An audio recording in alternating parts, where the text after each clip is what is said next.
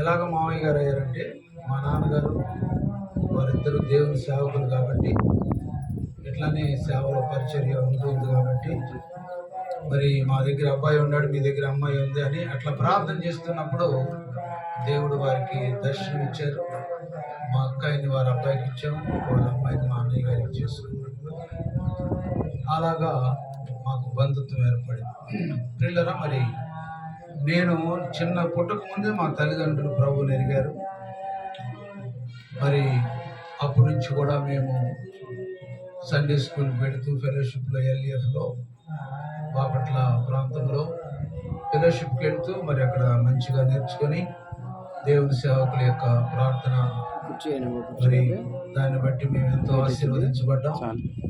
నా బాల్యకాలంలో చక్కగా Sunday school పెడుతూ ఉండేవాడిని. ఆ తర్వాత 10th క్లాస్కి వచ్చినప్పుడు మరి యూత్ మీటింగ్కి వెళుతూ ఉండేవాడిని. చాలా చదువులో వెనుకబడినటువంటి వ్యక్తిని. ఆటల పోటీల్లో కానీ దైవ సేవకులు అప్పుడు పరిచర్యకు వెళ్ళటం కానీ బాగా ఇంట్రెస్ట్గా ఉండేది. ఆ రోజుల్లో మరి చక్కగా పెట్రోమస్ లైట్లు మోసుకుంటూ, చేపలు మోసుకుంటూ డ్రమ్ము, ఇంతాక మా అమ్మాయి డ్రమ్ము కొడుతుంటే నాకు చాలా సంతోషంగా ఉంది. ఇన్స్ట్రుమెంట్స్ అన్నిటికంటే డ్రమ్ము బీటింగ్ నాకు బాగా నచ్చుద్ది అనమాట. డ్రమ్ము కొట్టే వాళ్ళకి చూస్తూనే ఉంటాను. కాబట్టి అది ఆరంభ దినాల్లో నుంచి వచ్చినటువంటి ఇన్స్ట్రుమెంట్. చాలా వందనాలు తల్లి, నీకు చాలా చక్కగా కడుతున్నావు. ఎవరికైనా నేర్పి ఆడపిల్లలు డ్రమ్ము కొట్టడం చాలా నేర్చుకోండి.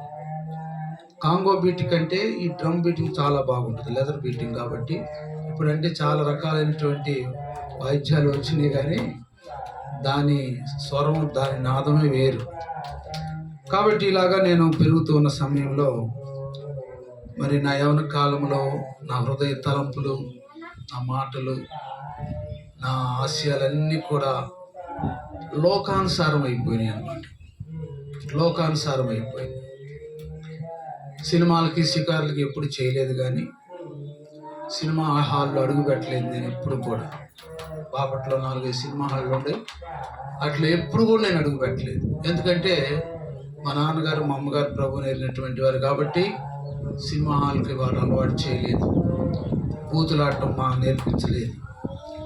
కానీ మన హృదయము, తలంపులు మన కంట్రోల్లో ఉంటాయి కాబట్టి తల్లిదండ్రులు వాటిని రక్షించలేరు. కాబట్టి నా హృదయ తలంపులు, నా మాటలు, నా చూపులు అన్నీ కూడా అలాంటి సమయంలో నేను ప్రార్థనకి వెళ్తున్నాను, యూత్ మీటింగ్కి వెళ్తున్నాను, కానీ నాలో జయము రావట్లేదు. దేవుని యొక్క వాక్యం ఏమని సెలవిస్తుందంటే, నమ్మకం గల వారిని, ఇప్పుడు మనం చదువుకున్నాం కదా, మేలు చేయక మానడు. అలాంటి స్థితిలో ప్రియులరా, ప్రార్థన చేస్తున్న సమయంలో ఫెలోషిప్లో అనుభవం ఏంటంటే ప్రార్థన చేయాలి అనేటువంటి గట్టి అనుభవం అనమాట. ప్రార్థన చేస్తే దేవుడు మాట్లాడతాడు, నీ పాపాలని దేవుడికి క్షమిస్తాడు, దేవుడు స్వయంగా నీతో మాట్లాడతాడు అని మా సేవకులు ఎంతో గట్టిగా చెప్పేవాళ్ళు అనమాట. బాప్తిసం అంటే ఎవరు పడితే వాళ్ళకి ఇచ్చేవాళ్ళు కాదు. రక్షణ పొందుకొని, మారు మనసు పొందుకొని తర్వాత బాప్తిసం తీసుకోవాలని చెప్పేవారు. అలాంటి సమయంలో నా జీవితంలో దేవుడు మొట్టమొదటిగా, నేను 10వ తరగతి ఎగ్జామ్స్ రాసినప్పుడు 80లో నేను 10th క్లాస్ ఎగ్జామ్ రాశాను. 81లో 81లో అప్పుడు నేను ఫెయిల్ అవుతానని నాకు బాగా తెలుసు. ఎందుకు చదివితే దేవుని సేవకులు అప్పుడు తిరగటం, వారి పోస్టులు ఎతికియటం, మరి పక్క గ్రామాల్లోకి వెళ్ళి రాత్రి వీధి కోటాలు పెట్టడం, చదువు లేదు, ఏం లేదు. సరే ప్రభువుని అడిగాను, ప్రభా 10th క్లాస్ ఎగ్జామ్స్ వచ్చినాయి, రాశాను, మరి పాస్ అవ్వడం అనేది నా వల్ల కాదు, నేనైతే పాస్ అవ్వలేదు. నువ్వు గొప్ప దేవుడు కాబట్టి నీ పనులే నేను చేస్తున్నాను కాబట్టి, ఈ దైవజనులు అప్పుడు నేను పెట్రోమస్ లైట్లు మోసుకుంటూ, డ్రమ్ములు మోసుకుంటూ వెళ్తున్నాను కాబట్టి మీరు నవ్వుగా నన్ను పాస్ చేయాలి అన్నప్పుడు పరీక్షలు రాసిన తర్వాత ఏకాంతానికి వెళ్ళి ప్రార్థన చేస్తున్నాను. పొలాల్లోకి వెళ్ళి ప్రార్థన చేస్తుంటే ఏం రిప్లై రావట్లేదు. ఇంకా రిజల్ట్స్ రావాలి, రిప్లై రావట్లేదు. దేవుడి దగ్గర నుంచి ఏ వాగ్దానం కానీ స్వరం కానీ వినపట్టలేదు. అయినా కూడా విడవకుండా వెళ్ళి పొలాల్లోకి వెళ్ళి ప్రార్థన చేస్తున్నప్పుడు దేవుడు నాకు స్వరం వినపడుతుంది. 7:30 టైంలో రాత్రి పొలాల్లో బోత్ ఆర్ యూ పాస్ అని ఒక ఇంగ్లీష్లో ఒక మాట వినపడతా ఉంది. Both are you pass. నేను నా స్నేహితుడు, వాడి పేరు ఫ్రాన్సిస్, నా పేరు చార్లెస్. మేమిద్దరం కూడా చాలా మొద్దులు. మా చదువుకోవాలని ఏం మాత్రం కూడా ఆశ ఉండేది కాదు. కానీ దేవుని మీద నిశ్చయిత నమ్మకం అన్నమాట. దేవుడు ఉన్నవాటి లేనట్టుగాను, లేనివి ఉన్నట్టుగాను చేస్తారు. నేను అసలు ఏం రాశానో ఏం తెలియదు నాకు అసలు. నేనైతే ఒక్క సబ్జెక్ట్ కూడా పాస్ అవ్వడానికి, నాకు సైన్స్ బాగా ఇష్టం, సైన్స్ బాగా రాస్తాను. ఇంగ్లీష్ ఒకటి బాగా ఇష్టం, ఆ రెండు బాగా రాశాను. దాంట్లో 60-70 మార్కులు వచ్చినాయి. సైన్స్లో 70, ఇంగ్లీష్లో 63 ఎన్నో వచ్చినాయి ఆ రోజుల్లో. ఎందుకంటే ఇంగ్లీష్ అంటే నాకు చాలా ఇష్టం. ఇంగ్లీష్ మాట్లాడాలన్నా, ఇంగ్లీష్ నేర్చుకోవాలన్నా, ఇంగ్లీష్ మాట్లాడే దొరల వైపు, లేకపోతే ఇక్కడ ప్రసంగాలు చేసే దైవజనుల వైపు నేను ఎట్లానే చూస్తూ ఉంటాను. సైన్స్ అంటే నాకు బాగా ఇష్టం. మిగతా 4 సబ్జెక్టులు ఫెయిల్. తెలుగు కూడా ఫెయిల్ అవుతాను అనుకున్నా. కానీ దేవుని మహాకృపను బట్టి ఆ రోజు న్యూస్ పేపర్లో రిజల్ట్ వచ్చినప్పుడు నా పేరు ఆర్డినరీలో ఉంది. దేవుని స్తోత్రం, చప్పట్లు కొట్టి మెరుగుపరచుకోవాలి. ఫెయిల్ అవ్వలేదు. ఏంటి ప్రభువుని అడిగాను, ప్రభా నువ్వే పాస్ చేయాలి. ఆ రాసే 2 సబ్జెక్టులు అయితే నాకు కన్ఫామ్ పాస్ అవుతాను. మిగతా 4 సబ్జెక్టులు, మ్యాథ్స్ కానీ, తెలుగు కానీ, సోషల్ స్టడీస్ కానీ, హిందీ కానీ అసలు ఏమి రాదు. ఏదో రాశానంటే రాసి వచ్చాను. దాంట్లో 43, 42, 47 అంటే 35 మార్కుల కంటే పాస్ మార్కులు దేవుడు ఇచ్చాడు. దేవుని స్తోత్రం. కాబట్టి పిల్లరా, దేవునికి అసాధ్యమైనది ఏది కూడా లేదు. ఆ తర్వాత నేను ఇంటర్మీడియట్లో జాయిన్ అయ్యాను. ప్రభా ఏ గ్రూప్ తీసుకోవాలి ప్రభా అని ప్రార్థన చేస్తున్నప్పుడు ప్రభు నువ్వు సిఈసి గ్రూప్ తీసుకొని ప్రభువు చెప్పాడు. సిఈసి గ్రూప్ అంటే కామర్స్ ఉంటుంది, ఎకనామిక్స్ ఉంటుంది, సివిక్స్ ఉంటుంది, తెలుగు కామన్. ఆ సబ్జెక్ట్ తీసుకున్నప్పుడు నేను చదవటం ప్రారంభించాను. Intermediate Bapatla arts and science కాలేజీలో 81లో నేను జాయిన్ అయ్యాను. ఆ తర్వాత అలా జరుగుతున్న సమయంలో యవనస్తుల మధ్య చేరి దేవుని వాక్యాన్ని మాట్లాడుకుంటూ, చదువుతూ, ప్రార్థన చేసుకుంటూ, మా సీనియర్స్ అన్నలతో కలిసి ఆ క్లాస్ రూమ్లో ప్రార్థన చేసుకుంటూ ఉండేవారు.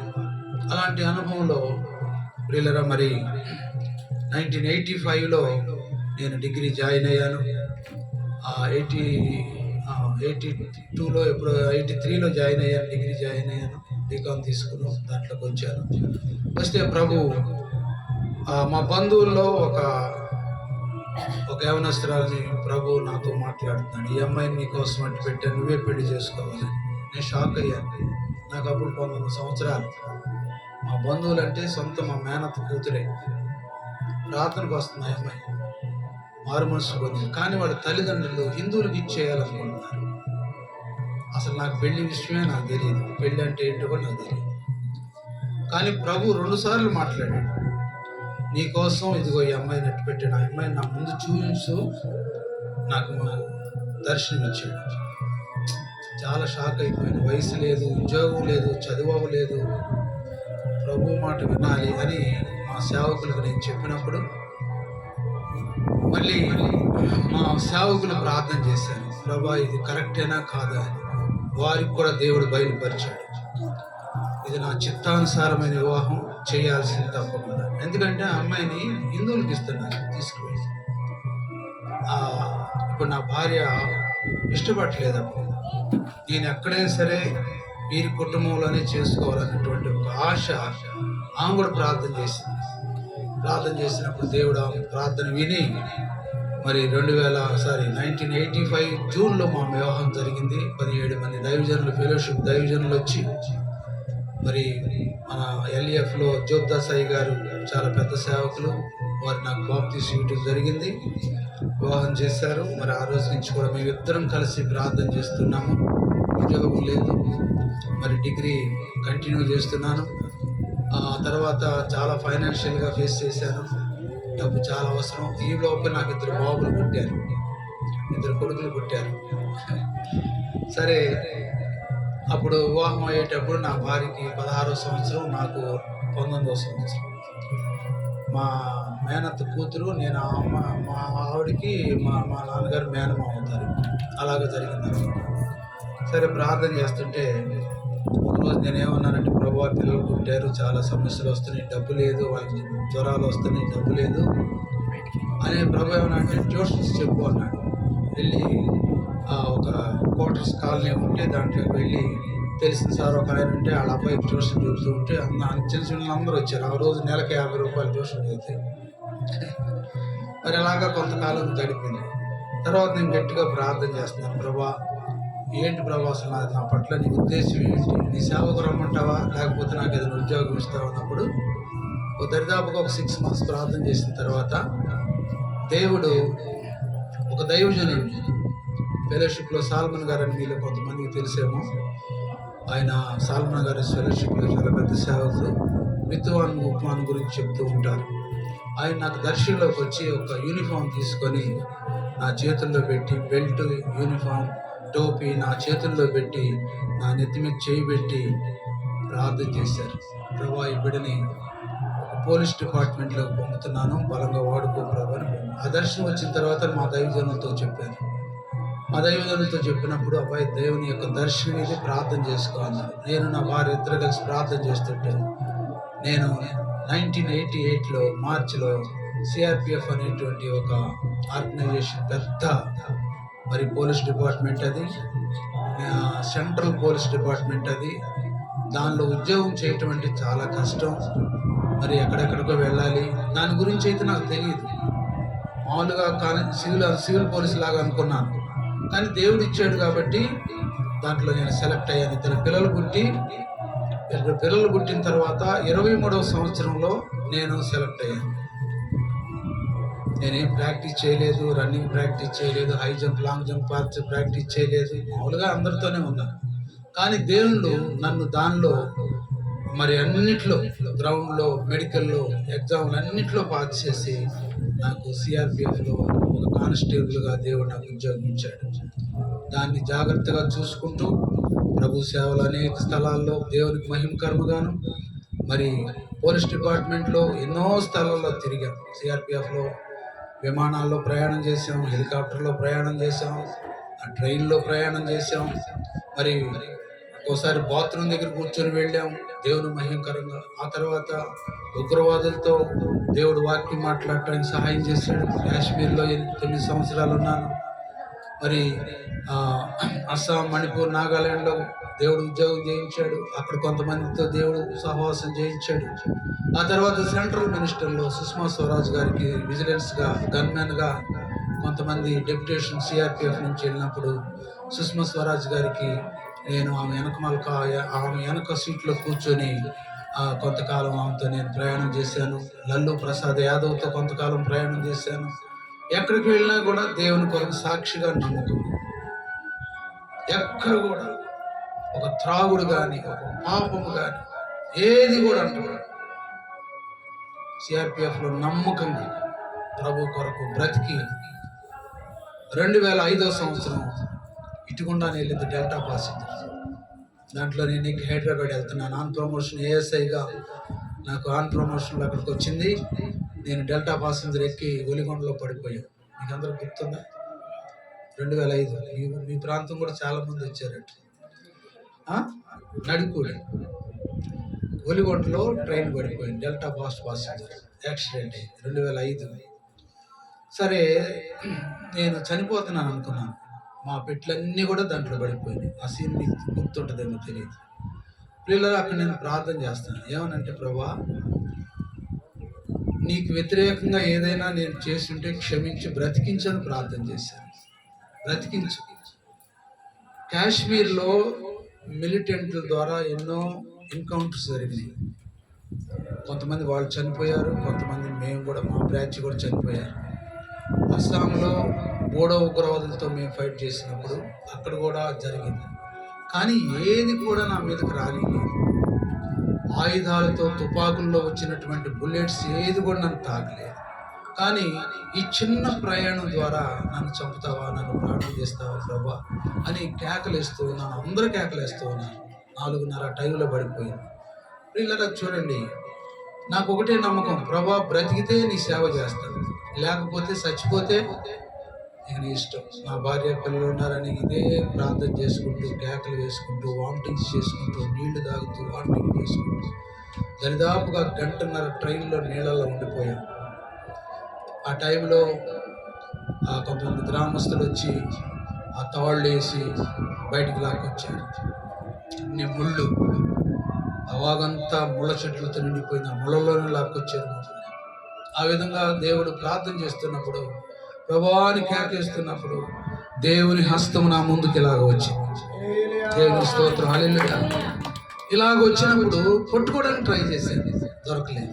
ఆ చెయ్యి ఎంత ఉందంటే అండి, తాటిపట్టి, మీరు చూసారా తాటిపట్టి, సింపుల్గా మీకు చేద్దాలంటే బాగా తెలుగుకుని ఉంది. ఆ చెయ్య దగా దగా దగా మెరిసిపోతుంది. అది పట్టుకోవాలనుకున్నాను, దొరకలేదు. మరలా వచ్చింది 2 సెకండ్ల తర్వాత, మళ్ళా పట్టుకుంటున్నాను, దొరకలేదు. ఇంకా ఏడుస్తున్నాను. అది దేవుని హస్తం అని నాకు అర్థమైపోయింది. 3సారి వచ్చి నా ముందు ఇలాగా నిలబడి ఇంత పెద్ద చెయ్యి మీద ద్వితీయోపదేశకాండము 4వ అధ్యాయము 31వ వచనమని అట్లా ట్రోలింగ్ అవుతా వెళ్తా ఉందన్నమాట. ద్వితీయోపదేశకాండము 4వ అధ్యాయము 31వ వచనం. నేను ఒకటే ప్రార్థన చేశాను, ప్రభా నీకెక్కడైనా అపనమ్మకంగా జీవించానా, లేకపోతే నేను ఎక్కడైనా నేర్పించానా, నా యవన కాలంలో కూడా నేను ఎక్కడ కూడా నేను తొట్టెలు లేదే, నా పాపాలన్నీ ఒప్పుకున్నాను కదా, నువ్వు నాకు రక్షణ ఇచ్చావు కదా, మరి ఉద్యోగం కూడా నాకు ఇచ్చావు కదా, మరి 17-18 సంవత్సరాల్లో కాశ్మీర్ అనుభవంలో, మరి అస్సాం అనుభవంలో, మరి మినిస్టర్లు అప్పుడు తిరిగే అనుభవంలో నాకు ఎంత కాపుదలు ఇచ్చావు ప్రభా. ఈ చిన్న యాక్సిడెంట్ ఏంటి ప్రభా అని ఆయన ప్రార్థన చేసుకున్నాను. చదువమ్మ, ఏముంది అక్కడ? నీ దేవుడైన యెహోవా కనికరము గల దేవుడు కనుక నిన్ను చేయి విడువడు, నిన్ను నాశనము చేయుడు. తాను నీ పితరులతో ప్రమాణము చేసిన నిబంధనను మర్చిపోడు.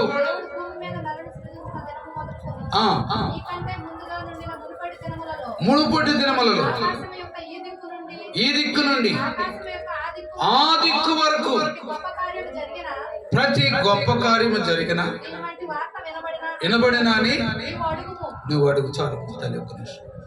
ఈ దేవుడైన యెహోవా, అమ్మ ఇటు తిరగాలి. ఈ దేవుడైన యెహోవా కనికరము గల దేవుడు. వాక్యంలోకి వెళ్ళే ముందు నా సాక్ష్యం, అనుభవం అన్నమాట. సిఆర్పిలో ఊరికినే సారాయి పోతారు తాగమని సాయంత్రానికి. ఒక్కోడికి 2 పెగ్గులు అంటారు. మరి పెగ్గు అంటే కూడా అక్కడికి వెళ్ళాక విన్నా ఆ పెగ్గు అనే మాట. అది కూడా క్వార్టర్ మాస్టర్ పోస్తాడు, తాగాలి. నన్ను కూడా తాగమని ప్రోత్సహించారు. ఎవరు చూస్తున్నారు నేను కాశ్మీర్లో ఉన్నాను తాగాలని? కానీ ఒకటి, దేవుని వాక్యము నిన్ను నడిపిస్తున్నప్పుడు, దేవుని వాక్యము నిన్ను పట్టుకున్నప్పుడు, దేవుని వాక్యం అంటే భయం ఉన్నప్పుడు నువ్వేది కూడా చేయలేవు.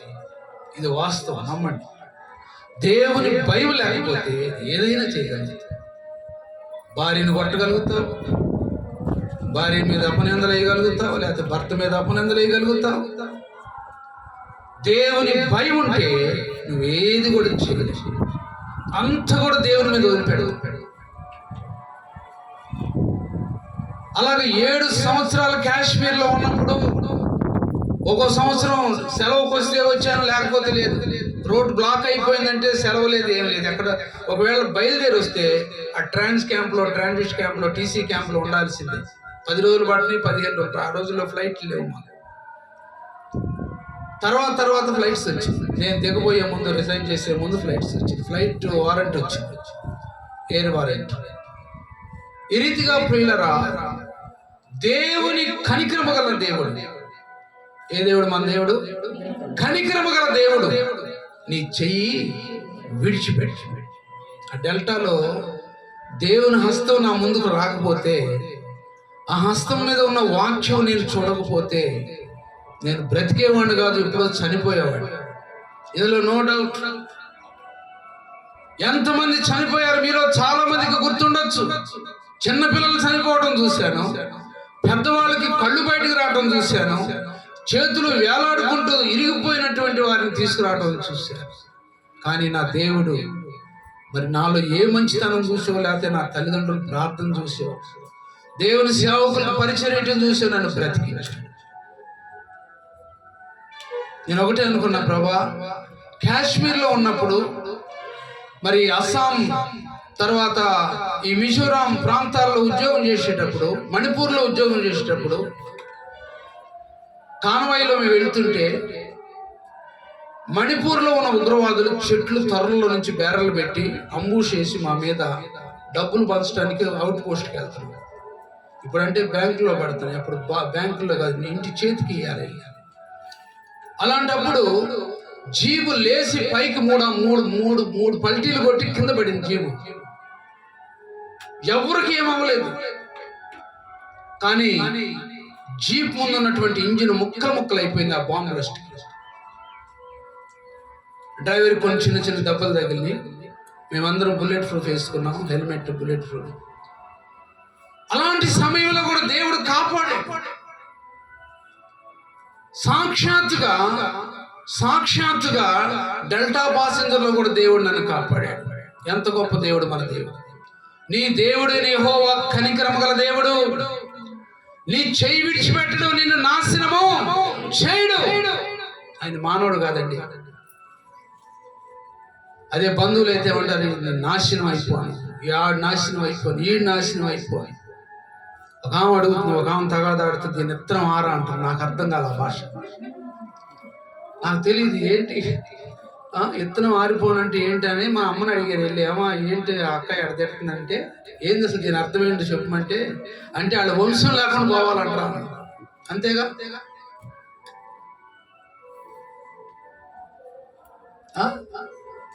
నేను ఎంతో మంది తిడుతున్నారు, ఏం బాధపడమా, దేవుని స్తోత్రం.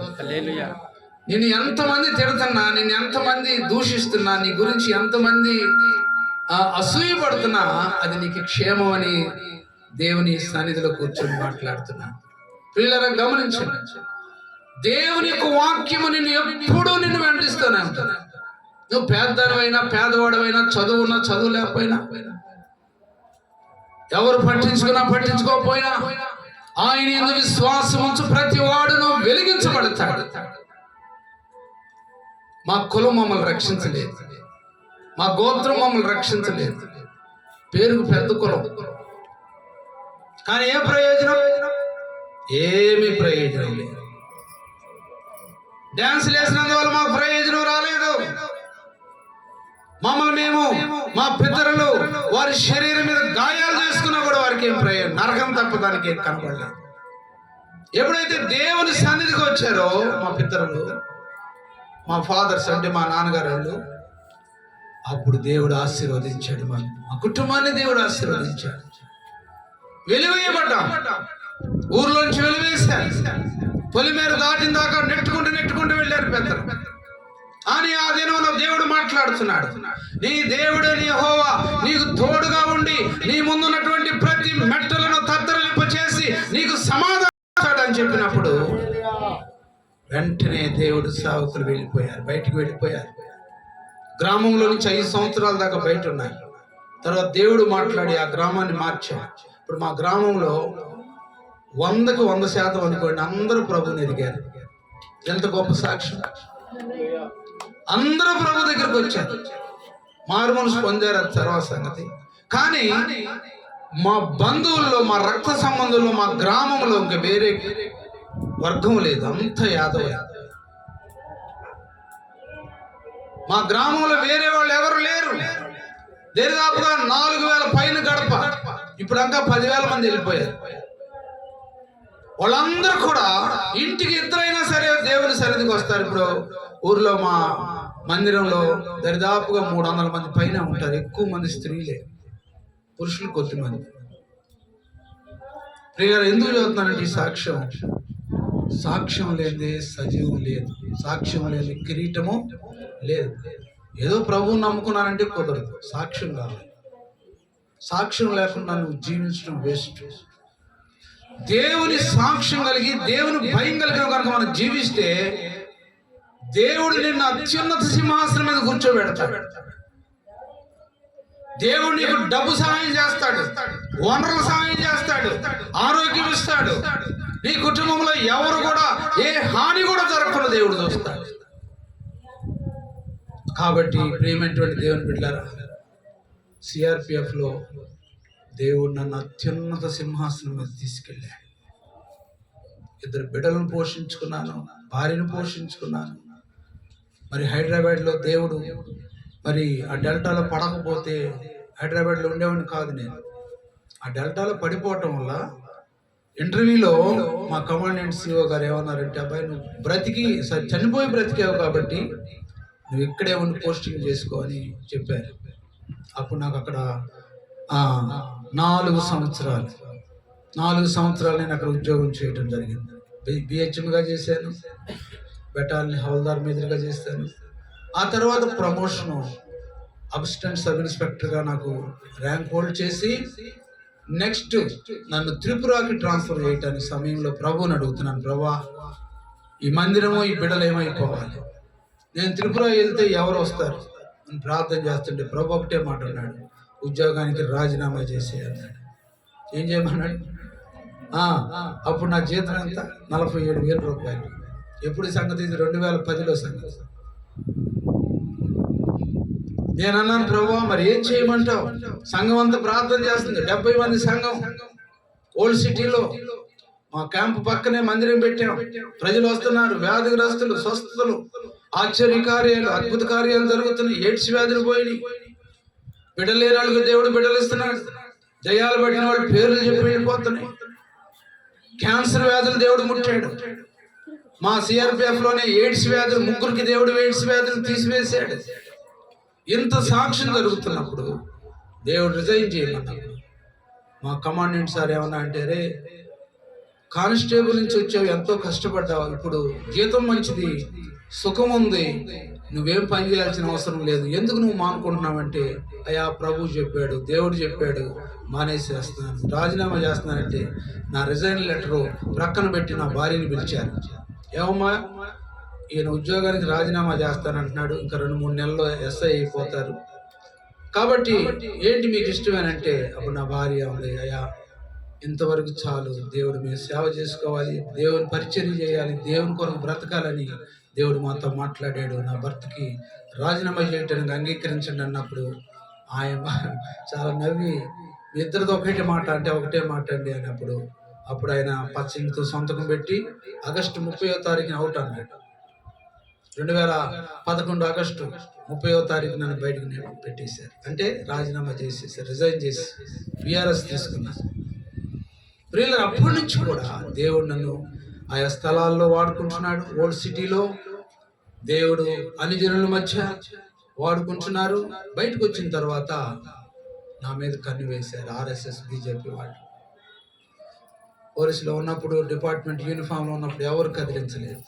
ఆ తర్వాత నన్ను దగ్గరికి వచ్చి, అబ్బాయి ఈ మందిరం ఖాళీ చేసేయాలి, స్థలం వదిలిపెట్టేసి వెళ్ళిపోవాలన్నారు. అది సొంత స్థలం, నాకు అప్పుడు కొనుక్కున్నాను నేను. బస్తీ వాళ్ళందరూ కూడా ఏకమైపోయి నన్ను ఇక్కడ లేకుండా మీ ఆంధ్రాకి వెళ్ళిపో అన్నారు. నేనే మామూలుగా చేసుకున్నాను. ఒకరోజు మందిరం జరుగుతుంటే లోపలికి వచ్చారు. మరి జై శ్రీరామ్ అని ఎక్కడి నుంచి బొట్టు పెట్టారు, చొక్కా కొట్టుకున్నారు, లాక్కొచ్చి బయటపడేశారు. ఏ నోరెత్తి మాట్లాడి ఒకటే అన్న, దేవుడి ఇల్లు, దేవుని సేవ చేయమంటేనే దేవుని సేవ చేస్తున్నాను, దేవుడు పిలిచాడు కాబట్టి మీరు చాలా అపాయంలో ఉంటారు, నా ఇల్లు కాదు దేవుడి ఇల్లు పాడు చేస్తున్నారంటే, అయితే మళ్ళీ నన్ను నెట్టేసి నా మందిరాన్ని పడగొట్టేసేసారు, రేకుల షెడ్. అలాగనే ఇద్దరు విశ్వాసులు కూర్చొని ప్రార్థన చేస్తున్నాం. ఆ దెబ్బలకి, ఆ గొడవకి చాలా మంది విశ్వాసులు వెళ్ళిపోయారు. 70 మంది సంఘం 4-5 వచ్చేసి మందిరం లేదు, ఎవరో తెలియని ప్రాంతం. దేవుడు పంపితే అక్కడ ఉద్యోగం ఇస్తే డెల్టా మహాపుణ్యం వల్ల అక్కడికి వెళ్ళి దేవుని సేవ చేసుకుంటుంటాడు. ఇలాంటి పరిస్థితుల్లో ప్రియులారా, దేవుడు అన్నాడు, భయపడద్దు, నిశ్చయముగానే నీకు తోడయ్యుండి ఇదే స్థలంలో నేను లేవనెత్తాను వాగ్దానం చేశాడు. ఆ టైంలో ప్రార్థన చేస్తున్నాం. వేరే సంఘస్థుల ఇంట్లోకి ఇట్లానే వాళ్ళ ఇంట్లో ప్రార్థన పెట్టుకున్నాం. అక్కడ కూడా ఇబ్బంది పెట్టారు, జైలుకు తీసుకెళ్లారు. మత మార్పులు చేస్తున్నారని జైలుకు తీసుకెళ్ళి 5 రోజులు నేను నా భార్య పోలీస్ స్టేషన్లో కారాగార శిక్షలో ఇద్దరు ఉన్నాం అన్నమాట. మాకేం తక్కువ, 4 ఎకరాల పొలం ఉంది, మంచి జీతం, పెన్షన్ వచ్చింది, సొంత ఇళ్ళుండయి, ఏమి తక్కువ లేదు. దేవుని కొరకు సద్భక్తితో హింసించబడేవారు గొప్పవారు అన్నమాట. దేవుని కొరకు హింసలు పొందేవారు గొప్పవారు, దేవుని కొరకు ఆకలి తప్పగల వారు గొప్పవారు, దేవుని కొరకు నిందించబడినటువంటి వారు గొప్పవారు. మీరు అనుకుంటున్నారా ప్రభువుని ఎరిగినందువల్ల మమ్మల్ని ఎంతో నిందిస్తున్నారండి అని చెబుతున్నావా? అది నీకు మేలు, నీ కుటుంబానికి మేలు. నువ్వు బ్రతికుండగానే ఆ యొక్క దీవెన ఆశీర్వాదాన్ని నువ్వు చూస్తావు. భయపడ 4-5 రోజులు నన్ను జైల్లో పెట్టారు. మా ఇద్దరిని బాగానే చూసుకున్నారు. వాళ్ళు వచ్చి అంటారు, వీడిని విడిచిపెట్టద్దండి, వీడిని బాగా శిక్షించండి అని మత మార్పిడి కింద నా మీద నోటీస్ చేసేసారు, సెక్షన్లు వేశారు. కానీ ప్రార్థన చేస్తున్నాం, శేరసాలలో ఉండి ఇద్దరం ప్రార్థన చేస్తున్నాం. ప్రభువా, ఇది కూడా ఒక సాక్ష్యం. ఒక పోలీస్ డిపార్ట్మెంట్ లో ఉద్యోగం చేసి మరలా నీ కొరకు ఖైదీగా మారి ఇదిగో ఇక్కడ బంధించబడ్డాను. ప్రభువా, మాకు సహాయం నువ్వే ప్రభు. ఎవరు మాకు సహాయం చేసేవారు? మరి ఏమైందో ఏం మాకు తెలియదు. వాళ్ళు వచ్చి అంటున్నారయ్యా, మీ మీద ఏ దోషం మాకు కనబడలేదు, మీరు వెళ్ళి మీ సేవ చేసుకోండి అని చెబితే, నేను అలాగదండి, మా గ్రామానికి రండి, మా బస్తీకి రండి, నేను ఎవరిని మత మార్పిడి చేశానో, ఎవరిని కులాలు మానుకోమన్నానో, ఎవరిని ఒట్లు తీసేయమన్నానో, ఎవరిని విగ్రహారాధన మానుకోమన్నానో చెప్పమనండి. ఎవరైనా ఒక్కళ్ళైనా నా మీద సాక్షి చెబితే నన్ను కాల్చిపడండి, అసాక్షిగా నేను చనిపోతాను. ఆ స్టేట్మెంట్ ఉంది, పేపర్ కటింగ్ లోనే మీకు చూపిస్తాను. నేను ఎవరినైతే మత మార్పిడి చేయటానికి, బొట్టు తీసేయమని, హిందూ పూజలు మానుకోమని ఎవరినైతే చెప్పానో వారిని ఒక్కరిని మా బస్తీలో తీసుకురండి సార్. నాకు సాక్ష్యాధారాలు కూడా వద్దు. ఇదిగో ఈ సేవకుడు లేకపోతే ఈ పాస్టర్ మా ఇంటికి వచ్చి ప్రార్థనకు రమ్మన్నాడని అంటే నన్ను కాల్చిపడేయండి సార్, నో డౌట్, నేను రాసి పెడతాను. లేదయ్యా, నీ మీద ఏ దోషం మాకు కనబడలేదు. ఎవరింటికి నువ్వు వెళ్ళలేదు, ఎవరింటికి వెళ్ళి నువ్వు మత మార్చుడు, నువ్వు దేవుని చదువుకు రమ్మని అడగలేదు.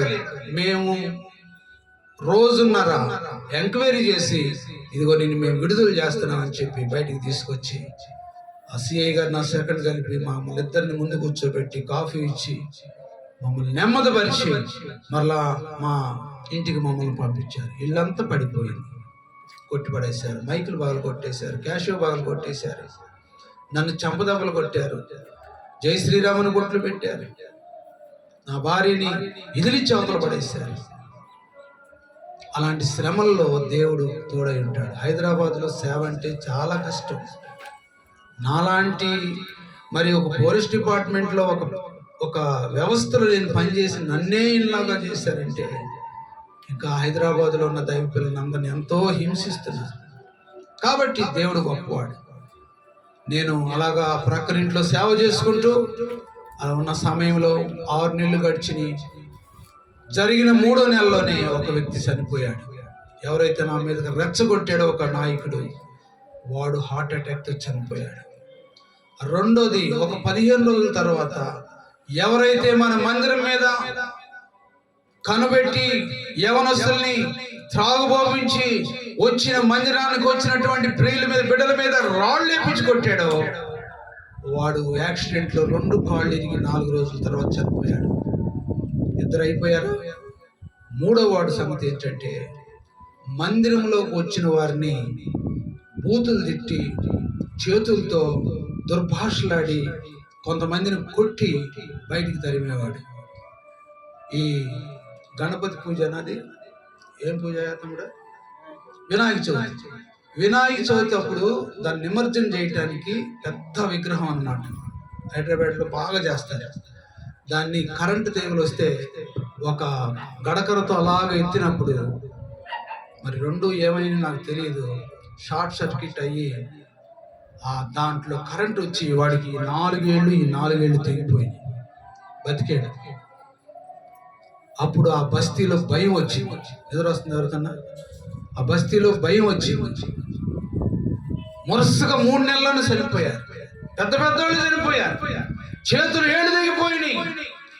నేను చెప్పాను, అబ్బాయి నా ఇల్లు కాదు, దేవుని ఇల్లు, దీని మీద మీరు పాడు చేస్తే దేవుడు మీ ఇల్లు పాడు చేస్తాడు, మీ కుటుంబాలను దేవుడు నాశనం చేస్తాడు. ఆ మాట వాటి జ్ఞాపకం వచ్చి ఆ పెద్దలు నేను అద్దెకున్నట్టు ఇంటికి పంపించారు. అయ్యా, మమ్మల్ని క్షమించి పాస్టర్ గారు, మేము తప్పు చేశాము, మా గ్రామాన్ని క్షమించొద్దు, ఇదిగో 3 చనిపోయారు, ఏళ్ళు తెగిపోయి, ఇదిగో ఇదంతా కూడా మీ మీద మేము చేసినటువంటి కుట్ర. దయచేసి మమ్మల్ని క్షమించండి. మా గ్రామాన్ని క్షమించొద్దు. దేవుని సేవకుడు అంటే చాలా మందికి భయం. కానీ దేవుని సేవకుడు క్షమించడు, మీకోసం ప్రార్థన చేస్తాడు. మీరు చేసిన దోషాలను మీకు చూపిస్తాడు. మీరు మాట్లాడిన మాటలకు దేవుడు సాక్ష్యం పలుకుతాడు. ప్రియమైనటువంటి గ్రామస్తులారా, దేవుని సేవకుడు అంటే దేవుని హస్తాల్లో ఉన్నటువంటి కుమారుడు. దేవుని మందిరం అంటే ఆయన ఏర్పరచుకున్నటువంటి మందిరం. నేను అనుభవించి అక్కడ జరిగిన విషయాలు నేను మీతో చెప్తున్నాను. నేను అన్నానయ్యా, నేను క్షమించడానికి నేను మానవుణ్ణి. నేను మిమ్మల్ని ఎందుకు క్షమిస్తాను? మీరు చేసిందని నేను ఎప్పుడో క్షమించాను. మరలా దేవుడు నాకు మంచి మందిరం ఇస్తాడు. దేవుడు మాకు పగలగొట్టిన స్పీకర్లన్నీ కొత్త ఇస్తాడు. పగలగొట్టిన క్యాషియో కూడా దేవుడు మాకు కొత్త ఇస్తాడు. అదిగంటే ఇంకా మంచి స్థలం దేవుడు నాకు ఇస్తాడని చెప్పి వారిని కూర్చోబెట్టి, మా పాస్టర్ గారు బాగా మంచి కాఫీ తీసుకొని బిస్కెట్లు తీసుకొచ్చిన పెద్దలందరికీ 6-7 వచ్చారు. వాళ్ళందరికీ కాఫీ బిస్కెట్లు ఇచ్చి వారి కోసం ప్రార్థన చేసి పంపించారు. ప్రియులారా, ఆ తర్వాత ఎప్పుడైతే వారిలో క్షమాపణ వచ్చిందో, ఎప్పుడైతే వారిలోకి దేవుని శక్తి ఉందని వారు గ్రహించారో, ఆ గ్రామంలో సడన్ గా చచ్చిపోయిన వారు ఈ రోజు వరకు ఎవరు కూడా లేరు. వారు నాకు సహకరించారు. అయ్యా, మేము చేసిన తప్పే, మీరు ఇప్పుడు మందిరం కట్టుకోండి, మిమ్మల్ని మేము గౌరవిస్తాము. మా బస్తీలో నుంచి వచ్చినటువంటి వారిని కూడా మేము మరలా తిరిగి మీ ప్రార్థనా మందిరం పంపుతా ఉన్నప్పుడు పిల్లరా వాళ్ళతో చెప్పారు, మరలా పాస్టర్ గారు ఆంధ్రా నుంచి వచ్చిన ఆ పోలీస్ పాస్టర్ గారి దగ్గరికి మీరు వెళ్ళండి ప్రార్థనకు అని చెబితే, బస్తీలో నుంచి ఆత్మలు చప్పట్లు కొట్టి ప్రభుని మహిమపడతాం. ఆగిపోయిన ఆత్మలు దేవుడు మందిరానికి నడిపించాడు. నాలో ఉందా శక్తి? డేవిడ్ గారిలో ఉందా శక్తి? లేదు. ఈ మందిరం మీకు సాలదు. ఇది మందిరం కాదు, ఇది ఇల్లే. మీకు మందిరం దేవుడు 5 సెంట్లలో మందిరం మీకు పోతున్నాడు ఈ ప్రాంతం. ఇది ఎప్పుడు మీరు మందిరం అనుకోమాకండి. ఇది పాస్టర్ గారి పైన గెస్ట్ హౌస్, ఆయన కింద ఉంటాడు. వచ్చిన దైవ సేవకులకి ఇది ఏర్పాటు. కానీ మంచి సెంటర్లో, పేటేరు అనే ప్రాంతంలో 5 సెంట్లు దేవుడు స్థలాన్ని మీకు ఏర్పాటు చేయబోతున్నాడు. అక్కడ దేవుడు మందిరం కడతాడు. అది దేవుణ్ణి ఆరాధించే స్థలం అక్కడ ఉంది. కానీ ప్రార్థన చేయాలి. నా అనుభవంలో ప్రార్థన చేసిన తర్వాత దేవుడు నన్ను వెళ్ళగొట్టాలి, నన్ను తరివేయాలి, నన్ను ఇక్కడ ఉండకుండా చేయాలనుకున్న వారి మధ్యలో దేవుడు 3 సెంట్ల స్థలంలో దేవుడు నాకు మందిరం ఇచ్చాడు. చూసారా? డబ్బు లేదు నా దగ్గర. పెన్షన్కి వచ్చిన తర్వాత ఒక 4 లక్షలు డబ్బు ఉంటే, ఆ డబ్బు వెంటనే 4,10,000 రూపాయల 4 సెంట్ల స్థలాన్ని కట్టేసి అక్కడ చిన్న పాకాలో ఉంటూ దేవుడికి 3వ అంతస్తులు తీసుకెళ్ళాడు. హల్లెలూయా. 3వ అంతస్తులో మొత్తం మందిరమే. పొడుగు 48, వెడల్పు 28. దేవుడు మొత్తం మందిరమే, కింద నుంచి మీదకు మందిరమే. దేవుడు దూర ప్రాంతాల నుంచి మనుషులను తీసుకొస్తున్నాడు. వ్యాధిగ్రస్తులని, చీకటి పట్టినటువంటి వారిని, బలహీనులను, ఇంట్లో నెమ్మది లేనటువంటి వారిని, అలాంటి వారి మధ్య దేవుడు వాడుకుంటున్నాడు. ప్రియులారా, ఇది నా చిన్న సాక్ష్యం. మరి సమయంలో మరి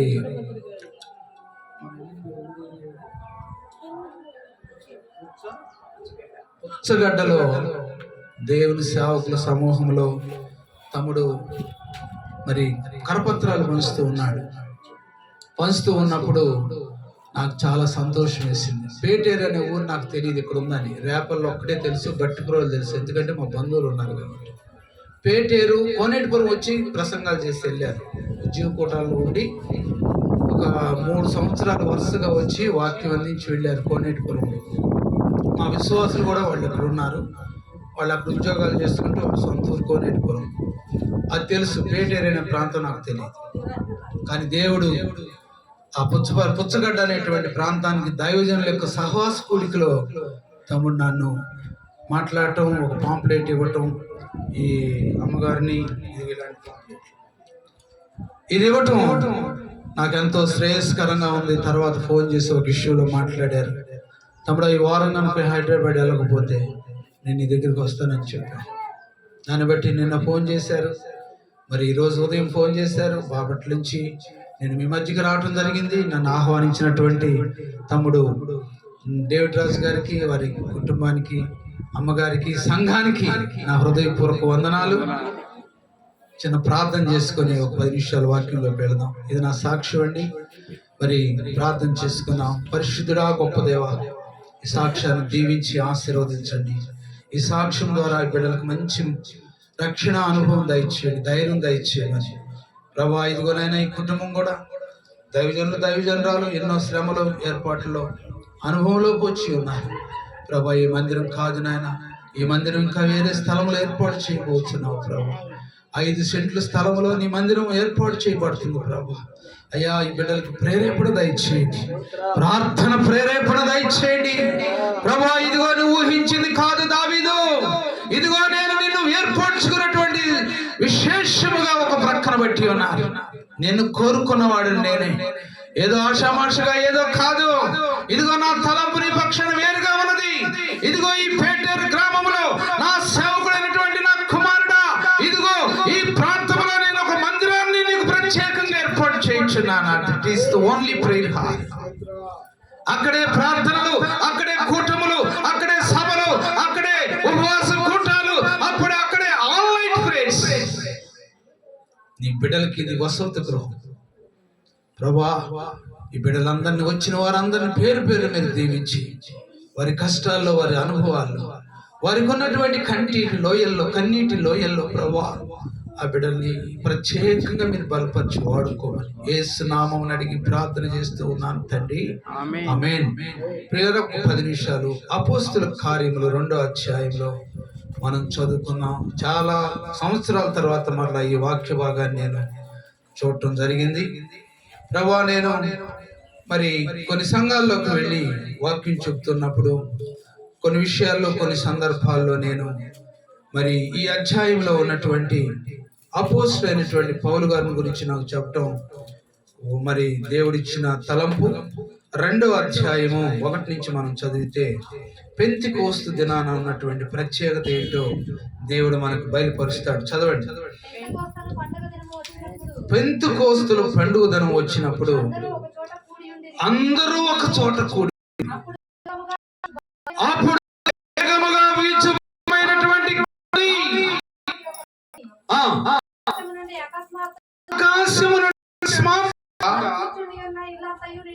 కూర్చున్న ఇల్లంతా కూడా చాలు.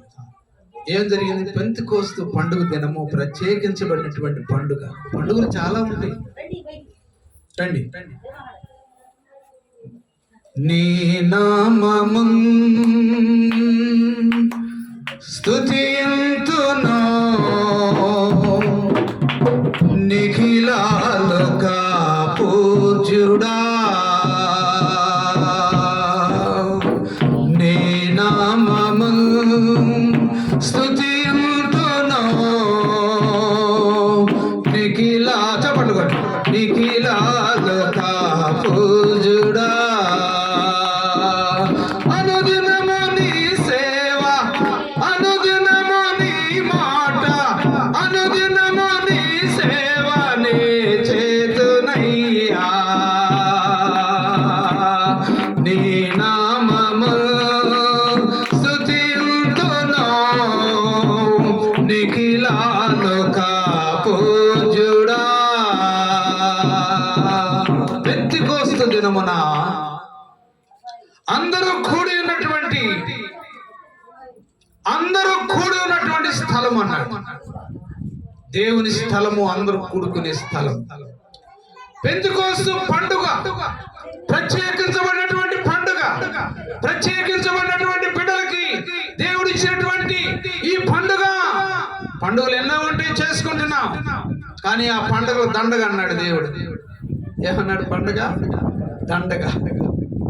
ఏమంటే పండుగ రోజే మా ఊర్లో సంక్రాంతి పండుగ రోజే కొత్తగా పెళ్ళయింది. అల్లుడిని తీసుకొచ్చారు ఇంట్లోకి. అల్లుడిని తీసుకొచ్చి ఆ రాత్రి తీసుకొచ్చారు. పొద్దున్నే పండగ, కనుమ. ఏమండి కనుమ పండుగరా? భోగి, కనుమ, ఏదన్నా కానీ వచ్చారు. సంక్రాంతి పండుగకి మన వైపు ఇప్పుడు కూడా మా గ్రామాల్లో పండగకి తీసుకొస్తారు అల్లుడిని. దేవుని ఎరిగినట్టు బిడ్డలైతే క్రిస్మస్కి తీసుకొస్తారు. కానీ అప్పుడు మేము కొత్తగా ప్రభువుని ఎరిగి నాన్నగారు సేవ చేస్తున్న దినాల్లో మా ఇంటి పక్కనే బంధువులు అవుతారు. ఇంటికి తీసుకొచ్చారు. ఇంటికి తీసుకొచ్చిన తర్వాత పొద్దునే అల్లుడు మా ఇద్దరు కలిసి మాట్లాడుకుంటూ అక్కడికి వెళ్ళారు. ఏం చేయడానికి? కళ్ళు తాగడానికి. కళ్ళు తాగడానికి వెళ్ళారు. సరే, తాటి కళ్ళు మా వైపు మీకు తెలుసులే, మాకు ఇంకా ఉంటాయి, మీకు కూడా ఉంటాయి. అక్కడ ఫుల్ కళ్ళు తాగారు. మామ బాగా ప్రేమించి అల్లుడికి కళ్ళు పోపించాడు. వద్దనే కొంది పోపించాడు. సరే, బాగా 9 అయింది, 10 అయింది, పొద్దు ఎక్కింది బాగా. అల్లుడికి బాగా నా శక్తి, మామగారికి నా శక్తి. మరి ఏదో జరిగిందో మాకైతే తెలియదు. వచ్చే మార్గంలో ఇద్దరికి తగాదు వచ్చింది ఏదో ఒక మాట మీద. మామగారికి ఏమో 60 సంవత్సరాలు, అల్లుడికేమో 25 సంవత్సరాలు, 24 సంవత్సరాలు ఉన్నాయి. అల్లుడు బాగా బలంగా ఉంటాడు, మామగారు పెద్దవాళ్ళు అయిపోయారు కదా. సరే, ఇద్దరికి తగాదు వచ్చింది. సగం దూరం వచ్చినాక బాగా ఎండెక్కింది. పొద్దు బాగా ఎక్కి మెసిమెసిలు ఎండ వస్తుంది. వీళ్ళిద్దరు ఏం చేశారు? కలబడుకున్నారు, మెళ్ళ వేసుకున్నారు, కింద పడుతున్నారు, పైకి పడుతున్నారు. తాగిన నిస్సాలు ఎవరికి ఏందో కూడా తెలియదు, బూతులు. తర్వాత ఏం జరిగిందంటే మామగారికి కోపం వచ్చి అల్లుడు చెవు గురికి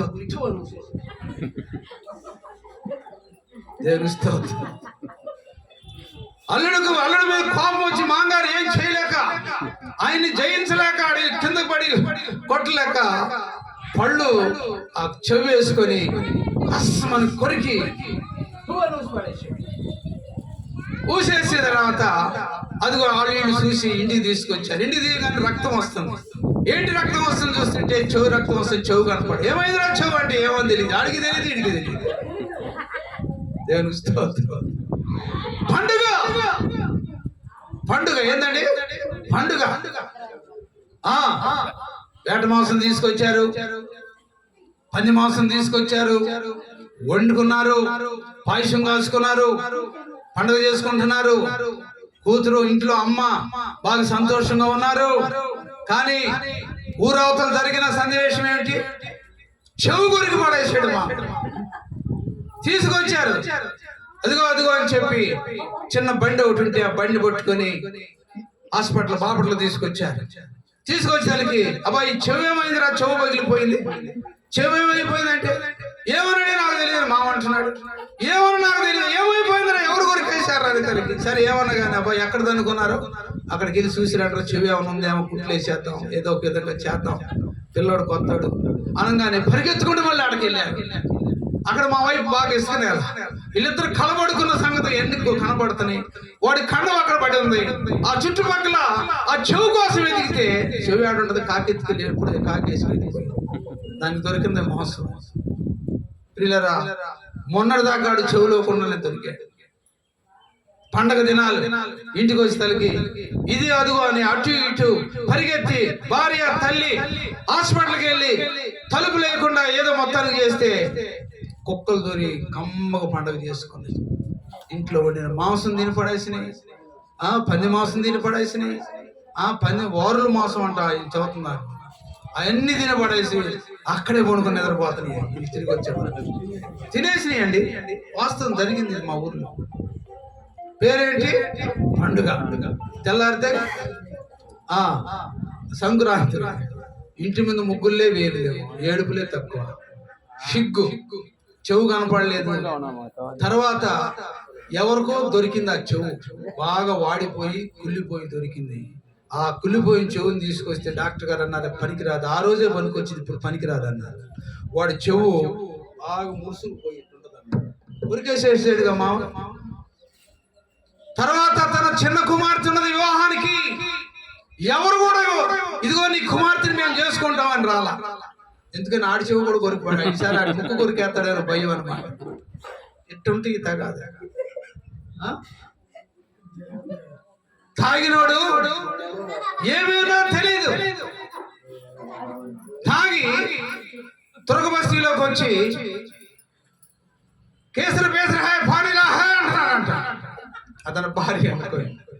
ఏమండి కోన హై దేకో ఎవరో వచ్చి నన్ను మంచిళ్ళు అడుగుతున్నాడు కానీ ఈ ఫుల్ తాగి ఇంకా ఎత్తురాలేదు అంటున్నాడు. వాడి కోపం వచ్చి దంచి పడేశాడు. పండగ కానీ దేవునికి వాక్యంలో ఈ పండగ ఏంటంటే పెంతుకోస్తు పండుగ దినమున అందరూ ఒక చోట కూడి ఉండిరి. ఇది ఎంత పరిశుద్ధమైనటువంటి పండగ! అపోస్తలుడైన పౌలు గారి దినాల్లో ఆయన చూసినటువంటి పండగ. ఈ పండగ ఎంత పవిత్రమైంది, ఎంత పరిశుద్ధమైంది. అందరూ కూడుకున్నారు, ఏక మనసుతో కూడుకున్నారు, ప్రభుని ఆరాధిస్తున్నారు, ప్రభుని స్తుతిస్తున్నారు, ప్రభుని కొనియాడుతున్నారు, ఏక మనసుతో చప్పట్లు కొడుతూ ప్రభుని ఆరాధిస్తున్నటువంటి పండగ ఈ పండగ. ఆ పండగ ఈ పండగ లాంటి పండగ కాదు. మన పండుగలు కూడా ఉంటాయి, క్రిస్మస్ పండుగలు కూడా ఉంటాయి. ఇంట్లో బారు, ఇంటి మీద ఏంటి స్టార్, ఇంటి మీద స్టార్, ఇంట్లో మందు పార్టీ.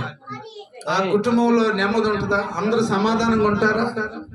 ఏమండి పండుగ ఇది ప్రత్యేకమైనటువంటి పండుగ. అందరూ కూడుకున్నారు, ఏక మనసుతో కూడుకున్నారు, ఏక హృదయంతో కూడుకున్నారు. అప్పుడు వేగముగా చదువుతారు, వేగముగా వీచు గాలి, బలమైన గాలి వంటి ఒక శబ్దము ధ్వని ఆకాశము నుండి అకస్మాత్తుగా వారి కూర్చున్న ఇల్లంతా ఉండి. ప్రియమైనటువంటి సంగమా, ఈ సంగములో దేవుడు పెనుగాలి, ఆత్మ సంబంధమైనటువంటి గాలి వీచి మీ మీద తన పరిశుద్ధాత్మను ఈ దినమున కుమ్మరించాలని ప్రభువుని వేడుకుంటున్నాను. హల్లెలూయా. మీ మీద పరిశుద్ధాత్మనే గాలి, పెంతెకోస్తు అనుభవము, పెంతెకోస్తులో ఉన్నటువంటి శక్తిని దేవుడు మీకు అనుగ్రహించును గాక. ఆమేన్. సంఘానికి దేవుడు ఇచ్చును గాక. ఆమేన్. అంతేగాని ఆ గాలి వచ్చిందని చెప్పి ఎవరు కూడా భయపడలేదు. ఆకాశం నుండి పంపినటువంటి గాలి, అందరూ ఏక మనసుతో ఉన్నటువంటి గాలి. ప్రియమైనటువంటి దేవుని బిడ్డలారా, ఆ తర్వాత కూడి ఉన్నప్పుడు ఇల్లంతా కూడా నిండిపోయింది. దేవుని బిడ్డలారా, సంగమా, గ్రామస్తులారా, నీ హృదయంలో పెంతెకోస్తు యొక్క ఆత్మ సంబంధమైనటువంటి గాలి కావాలంటే నీవు కూడా పరిశుద్ధుడైనటువంటి దేవుని దగ్గరికి రావాలి. ఎలాంటి పాపమైనా సరే, ఎలాంటి దుర్మార్గురాలైనా సరే, ప్రభు దగ్గరకు వస్తే నీ ఇల్లంతా కూడా పరిశుద్ధాత్మ గాలితో నిండిపోతాయి, పరిశుద్ధాత్మ వాతావరణంతో నిండిపోతాయి. నీ కుటుంబంలో సమస్యలన్నీ పటువంచలైపోయి పగిలిపోయి నీ ద్వారాలన్నీ కూడా ఆత్మ సంబంధమైనటువంటి ద్వారాలు తెరవబడతాయి. అప్పుడు నువ్వు సంతోషంగా ఉంటావు. భర్తలే మారలేదని భయపడుతున్నావా? భర్త రక్షణలోకి రాలేదని భయపడుతున్నావా? భర్తకు రక్షణ లేదని భయపడుతున్నావా? భర్త మారు మనసు లేదని భయపడుతున్నావా? అయినా నీ భర్తను దేవుడు పెనుగాలి చేయాలి, ఆయన పరిశుద్ధాత్మ గాలి చేయాలి. తన మనస్సును మార్చి నువ్వు చెప్పిన మాట వింటాడు. దేవుని స్తోత్రం. హల్లెలూయా. నీ బిడ్డలు దేవుడు ఇచ్చిన మాటలు మారుతారు. కాబట్టి గాలి నిండెను, మరియు అగ్ని జ్వాలల వంటి నాలుక విభాగించబడినట్లుగా వారికి కనబడి వారిలో ఒక్కొక్కరి మీద వ్రాలగా అందరూ పరిశుద్ధాత్మతో నిండిన వారై వాక్శక్తి. ప్రియులారా, చూడండి, ఎక్కడ సమాధానము, ఎక్కడ ప్రేమ లేనట్టు కనబడటం. కుటుంబాల్లో భార్య భర్తల మధ్య చాలా మంది గొడవలు పోలీస్ డిపార్ట్మెంట్కి వస్తూ ఉంటారు. ఏమండి, నా భార్య నా మాట వింటలేదండి, నా భర్త నా మాట వింటలేదండి అని పోలీస్ స్టేషన్కి వస్తూ ఉన్నప్పుడు వారికి డిపార్ట్మెంట్ తరఫున కౌన్సిలింగ్ ఇచ్చి మంచి మాటలు చెప్పి వారిని సమాధానపరుస్తారు. ప్రియులారా, చూడండి, మా ఊర్లో కొత్తగా పెళ్ళైన వాళ్ళు ఇద్దరు ఉన్నారు. ఆ రోజులు వ్యవసాయం కాబట్టి అక్కడోడు వ్యవసాయం దున్నుకొని దున్నుకొని ఇంటికి వచ్చాడు. ఈ అమ్మాయి కొత్తగా పెళ్ళయింది కాబట్టి ఏం పని ఏం లేదు కాబట్టి ఆ ప్రక్కన సూరు కింద బండలు ఉంటాయి. ఆ బండల్లో ఇట్లా పలకలుగా గీసి అచ్చింతలో ఏంటిది ఏమంటది అట్టాసమ్మ ఆడుతూ ఉంటారు. అమ్మాయి వచ్చాడు రా అంటే నీళ్ళు పోసుకో పెట్టుకు తిన అంటుంది. 2 రోజులు చూశాడు. 3వ రోజు వీడు బాగా కోపం వచ్చింది, కళ్ళు దాకా వచ్చాడు ఆడు కూడా. సరే ఆ ఎద్దులను సావిటిలో పెట్టాడు. ఎప్పుడు చూసిన ఇదే భజన, అష్టా చెమ్మలాడుతా ఆ మైండ్ లో ఉండి ఆ చేతులు తిప్పుతా ఆ బెత్తలు వేసుకుంటా. అప్పుడు మా రోజుల్లో చింతపంకిలు పగలు కొట్టేవారు. మరి ఇప్పుడు ఏం మారిందో నాకు తెలియదు. అయ్యేనా? అయ్యే. సరే చూశాడు, ఇట్లా వంగి ఇట్లా వేస్తుంది. నలుగురు ఆడలు చుట్టుపక్కల కూర్చున్నారు. వెనకాలకుండా వెళ్ళాడు, పిలిచినా రాలేదు. ఎదురు చూశాడు, రాలేదు. ఆ చండ్రాకోలు కర్ర తీసుకొని ఈ బత్తల పగలు కొట్టుకుంటూ వచ్చారు. పరిగెత్తుకుంటూ ఇట్టాడు, తమ్ముడుకుంటూ ఇంట్లోకి వెళ్ళిపోయి. పిలిస్తే రావాలిగా. అందరూ అంటారు సన్నాసుడు దొరికాడండి, సన్నాసుడు దొరికాడండి, నా కూతురి మీద నిప్పులు పోసారండి అని అంటారు. తప్పు. అర్థం చేసుకో. 2 దెబ్బలు ఫెటా అని చండ్రకోలు మామూలు దెబ్బ, సన్న కర్ర. ఇప్పుడు చీపుర్లు కడుతున్నారు ఆ కర్రలతో. ఆ కర్ర తీసుకుని కొట్టే వరకు ఎర్రగా ఇటు వంగింది కదా, బాగా తగిలింది దెబ్బ. పరిగెత్తుకుంటే ఇక అక్కడి నుంచి తగాదు మొదలు. 4 అంటదంట. 4 అప్ప ఆడు వచ్చినప్పుడు గుట్టుకుండవే ఏమంటున్నా, ఏం మనవరాళ్ళకి చూసుకున్నా. అప్ప ఆడు వచ్చినప్పుడు గుట్టు 4 అంటే తనతో చెప్పుద్దంట. ఏమా అప్ప ఆడొచ్చినప్పుడు గుట్టుకుండవే, నువ్వు గబ అరిసి నోటికి వెళ్తున్నావు. ఆడేమో నా ఈ పగలు కొట్టి పడుతున్నాడు. గబ మాట్లాడి నోట్లోకి వెళ్ళిపోతున్నావు. నువ్వేం సేఫ్టీగా ఉండవు, నా ఈ పగలు కొట్టేస్తున్నాడు. ఎవరు తప్పు? 4 పురుషుడు సామాన్యుడు అండి. ఎంతవరకు ఓర్చుకుంటాడు?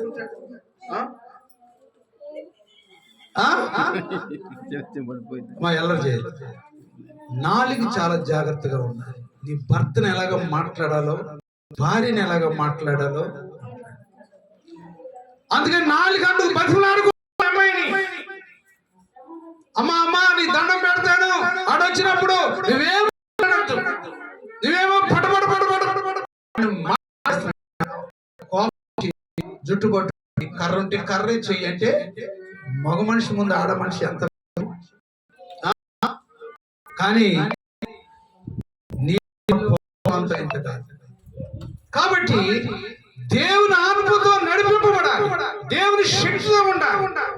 పరిశుద్ధాత్మ దినాల్లో, పెంతెకోస్తు దినాల్లో, పండుగ దినాల్లో అందరూ కూర్చొని వాక్యం వినడానికి, ప్రభువుని ఆరాధిస్తానికి వచ్చినప్పుడు వారి మధ్య దేవుడు ఒక గాలిని పంపాడు. ఆ గాలిలో అద్భుతాలు జరిగినాయి, ఆశ్చర్య కార్యాలు జరిగినాయి. దేవుని శక్తి వారి మధ్యకి వచ్చింది, సమాధానం ఉంది. ఒక సంఘంలో ఒక అమ్మగారు టీచర్ గారు, స్కూల్ టీచర్. ఆ టీచర్ గారు సంఘంలో బాగా పరిచర్య చేసింది. పరిచర్య చేసి చందాలు పట్టుద్ది, కానుకలు పట్టే పరిచర్య. దేవుని సేవకులకి నమ్మకంగా ఉంటారు. క్రిస్మస్ పండుగ వచ్చింది, అమ్మగారు రాలేదు. పాటలు పాడుతున్నారు, సాక్ష్యాలు చదువుతున్నారు. ఈ అమ్మగారు రాల. వాళ్ళ హస్బెండ్ నామకర్త క్రైస్తుడు, వస్తాడు లేతలేదు. ఈ మాత్రం నమ్మకంగా ఉంటుంది. ఆయన బెంగళూరు టూర్ వెళ్ళి ఏదో ఆఫీస్ పని మీద ఆయనకు వస్తా ఒక చీర తీసుకొచ్చాడు. ఏం తీసుకొచ్చాడమ్మా? చీర తీసుకొచ్చాడు. ఇప్పుడు విత్ బ్లౌజులు ఉంటున్నాయి చీరలు. అప్పుడు బ్లౌజులు కొనుక్కోవాలి. 20-30 ఏళ్ల క్రితం సంగతి. సరే ఆ పండగ రోజు కట్టుకోవడానికి తెచ్చాడు. తెస్తే విజయవాడ ప్రక్కన ఏదో ఊరాలది, ఆ ఊర్లో ఉన్న కొట్లన్నీ తిరిగింది. విజయవాడ తెచ్చింది. ఆ చీర మీదకి మ్యాచింగ్ బ్లౌజ్ దొరకలా. సరే దొరికింది. ఎప్పుడు? 23వ తారీఖు రాత్రికి ఎట్టయినా ఒక బ్లౌజ్ దొరికింది, కొంచెం మ్యాచ్ అయ్యేది. ఆ కుట్టడానికి రేపు సాయంత్రానికల్లా ఇస్తానన్న మనిషి పండగ రోజు కూడా ఇవ్వలేదు. ఇక అటు ఇటు తిరుగుతూ కుట్టావా లేదా, ఆగొక్క ఉక్సులేస్తున్నాను, ఆగొక్క హెమింగ్ చేస్తున్నాను అంటుంది. కానీ ఇట్లా వస్తా చర్చి కూడా అయిపోయింది. పలారం పంచుకున్నారు, వెళ్ళిపోయారు. జనవరి రోజు వచ్చింది, చక్కగా ఆ చీర కట్టుకొని వచ్చింది. ఏంటక్క నువ్వు రాలేదు? జాగ్రత్తగా, ఏంటక్క రాలేదు పండగ రోజు, ఏమి రాలేదు అంటే ఏముంటుందయ్యా, ఏదో కారణం చెప్పాలి కదా, జాగ్రత్తగా. ఏంటమ్మా రాలేదు ప్రార్థనకి? క్రిస్మస్ రోజు ఎక్కడికైనా వెళ్ళారా, ఏదన్నా ఊరు వెళ్ళారా అంటే లేదు పాస్టర్ గారు, ఆ సన్నాసి మొమ్మోడు ఒక చీర తీసుకొచ్చాడు. ఎవరు భర్త? సన్నాసి మొమ్మోడు అయిపోయాడు. ఆ సన్నాసి మొగోడు ఒక చీర తీసుకొచ్చాడు. ఆ చీర మీద జాకెట్ దొరకలేదు. ఆ జాకెట్ ఎప్పుడో దొరికితే ఆమె సమయానికి ఇవ్వలేదు. ఈ టైంలో అయిపోయింది అయ్యగారు అని చెప్పిందంట. చూశారు, దేవుని గాలి అందరూ కూడుకొని ఉన్న స్థలములలో దేవుని పరిశుద్ధాత్మ సంఘం మీదకి వచ్చినప్పుడు సంఘములో గొప్ప కార్యాలు జరుగుతాయి. 2వ అధ్యాయము 41 ముగించుకోండి. అప్పుడు ప్రతివానికి, దేవుని బిడ్డలారా సంగమా, ఈ ఉదయకాల సమయంలో దేవుని శక్తిని పొందుకుంటే కానీ ఇలాంటి కార్యాలు చూడండి. దేవుని యొక్క శక్తి అనుభవం ఉంటే, సంఘం అనుభవం ఉంటే, పెంతెకోస్తు అనుభవం ఉంటే, ప్రార్థన అనుభవం ఉంటే, పాటలు పాడే అనుభవం ఉంటే, సాక్ష్యం అనుభవం ఉంటే, రాత్రి మధ్యాహ్నకాల సమయంలో నీవు దేవుని గాలి చేత ఆశీర్వదించబడతావు. దేవుని గాలి నీ కుటుంబాన్ని తాకుద్ది. చదవండి దేవుని యొక్క వాక్యం. అప్పుడు ప్రతివానికి ఏమొచ్చిందంట? భయము కలిగిన. 2వ అధ్యాయము అపోస్తులు 41 వచ్చి 2:41. అప్పుడు ప్రతివానికి భయము కలిగెను. లేదా అనేక మహత్కార్యములను సూచక్రియలను అపోస్తుల కార్యములు 2వ అధ్యాయం అపోస్తుల కార్యములు ప్రతివానికి భయము కలిగెను మరియు అనేక మహత్కార్యములను సూచక్రియలను అపోస్తుల ద్వారా జరిగింది. ఏం జరిగింది? ప్రతివానికి ఏమొచ్చింది? భయం వచ్చింది. దేవుని వాక్యం అంటే భయం. దేవుని వాక్యము నరులకేంటి? ఐశ్వర్యము. దేవుని భయం లేకపోతే, దేవుని భయం లేకపోతే, దేవుని యందు విశ్వాసం లేకపోతే నీ కుటుంబంలో ఏ కార్యం కూడా నీవు చూడలేవు. ప్రార్థనకు వస్తున్నాను అనుకుంటాం కానీ దేవుని భయము, దేవుని ఆశలు, దేవుని యందు విశ్వాసం లేకపోతే నా యొద్దకు వచ్చు అని నేను ఏమాత్రం కూడా త్రోసివే. నా యందు మీరును, మీ యందు నా మాటలను నిలిచి ఉంటే ఏది కావాలో అడగమన్నాడు. 41 అన్నాడు. 50,000 ఫోన్ పెట్టి ఫోన్ కొనుక్కున్నాను. దాంట్లో ఏమేయాలి? సిమ్ వేయాలి. ఫోన్ ఎంతమ్మా? 50,000. దాంట్లో ఏమేయాలి? సిమ్ వేయాలి. ఏ సిమ్ అయినా సరే. అప్పుడు నీవెవరితో మాట్లాడాలో, ఎవరికి మెసేజ్ చేయాలో అప్పుడు వెళ్తా. అంతే. 50,000 ఫోన్ కొట్టుకుంటే ఏమైనా వెళ్తా? అలాగనే దేవుని వాక్యములో నిలిచి ఉన్నారు. నా యందు మీరును, మీ యందు నా మాటలను నిలిచి ఉంటే మీకు ఏది కావాలో అది నేను అనుగ్రహిస్తాను. మీరు బహుగా ఫలించడం వలన నా తండ్రి సంతోషిస్తాడు. మీరు నాకు వేరుగా ఉండి ఏమీ చేయలేరు. పరిశుద్ధుడు పరిశుద్ధుడు పరిశుద్ధుడు పరిశుద్ధుడు అని నిత్యము దూతలతో కొనియాడబడుతున్న నా యేసయ్యా. నిత్యము దూతలతో కొనియాడబడుతున్న నా యేసయ్యా. వందనం వందనం. నిత్యము దూతలతో కొనియాడబడుతున్న నా యేసయ్యా. వందనం. నిత్యము దూతలతో కొనియాడబడుచున్నటువంటి యెషయా గ్రంథం 6వ అధ్యాయంలో ఆ పాట రాసి, యెషయా గ్రంథం 6వ అధ్యాయం అంటాడు. ప్రియులారా గమనించండి. నా యందు మీరు, మీ యందు నేను నిలిచి ఉంటే మీకు ఏది కావాలో అడగండి. నేను నిజమైనటువంటి ద్రాక్షవల్లిని, నా తండ్రి వ్యవసాయకుడు. నాలో ఫలింపని ప్రతి తీగ ఆయన తీసి పారేస్తాడు. నాలో నిలిచి ఉంటే నేను దాన్ని బహుగా ఫలిస్తాను. చిన్న మందిరం, కిటికీలు లేని మందిరం, పైన కప్పు లేని మందిరం అనుకుంటున్నారా? చాలా మంది ఏమనుకుంటారంటే మంది దగ్గరికి వెళ్ళాలనుకుంటారు. పెద్ద పెద్ద కార్పొరేట్ మందిరాలకు వెళ్ళాలనుకుంటారు. కానీ అక్కడ నీ కోసం ప్రార్థన చేసే నాదుడే లేడు. హల్లెలూయా. భోజనాలు పెడతారు, కానుకలు తీసుకుంటారు, పలహారాలు తీసుకుంటారు. కానీ ఇదిగో ఒక సహోదరికి ప్రార్థన చేయాలంటే వాళ్ళు నీ కోసం ప్రార్థన చేయాలి. ఇది మాత్రం నమ్మండి. నేను హైదరాబాద్ లో 20 సంవత్సరాల నుంచి సేవ చేస్తున్నాను. నా దగ్గర నుంచి వెళ్ళిపోయినటువంటి వారు తిరిగి మరలా దేవుడు దగ్గర నడిపించాడు. అయ్యా కనీసం ఎక్కడి నుంచి వచ్చారని కూడా అడగలేదండి. మంది కావాలని వెళ్ళేవండి, పాటలు కావాలని వెళ్ళేవండి, వాయిద్యాలు వినాలని వెళ్ళేవండి, పెద్ద మందిరంలో కూర్చోవాలని వెళ్ళాము. అక్కడ మాకు ఆత్మీయత, అపోస్తుల కార్యములో పెంతెకోస్తు దినం జరిగినటువంటి ప్రేమ మాకు కనబడలేదండి. కుటుంబాలు 5-6 కుటుంబాలు తిరిగి మరలా మన సంఘానికి వచ్చాం. జ్వరం జరిగితే ఇంటికి వెళ్తాను, గేదికి బాగోపోతే ప్రార్థన చేస్తాను, పిల్లోడు తిరుగుబాటు చేస్తుంటే ఇంటికి వెళ్తాను, భార్య భర్తలు ఇద్దరు ఏదో గొడవ ఆడుకుంటూ వస్తారు ఇంటి దగ్గరికి. చూడండి, నేను ఎక్కడైతే ఉంటానో అక్కడ పరిశుద్ధాత్మ దేవుడు ఉన్నాడా లేదని మీరు చూసుకోవాలి. అది చెట్టు కావచ్చు, సహోదరుడు దేవుని సేవకులు చెట్టు కింద కొంతకాలం సేవ చేశారు, కొన్ని రోడ్ల మీద సేవ చేసుకుంటూ వెళ్ళాడు. కానీ దినం చిన్న మందిరం దేవుడు మనకి ఇచ్చాడు. ఇది మందిరం కాదు, నేను చెప్తున్నాను. మందిరం దేవుడు వేరే స్థలంలో ఏర్పాటు చేయబోతున్నాడు. ఇది మీరు నమ్మండి. నా వాగ్దానం, నా ప్రవచనం ఇది. మీరు ప్రార్థన చేయండి. రాబోయే దినాల్లో కొత్తగా ఇంకా దగ్గరలోని దేవుడు మీకు సహాయం చేస్తాడు. దేవునికి స్తోత్రం. నమ్మిన వారి చేతులు ఎత్తి ప్రభువుని స్తుతిద్దాం.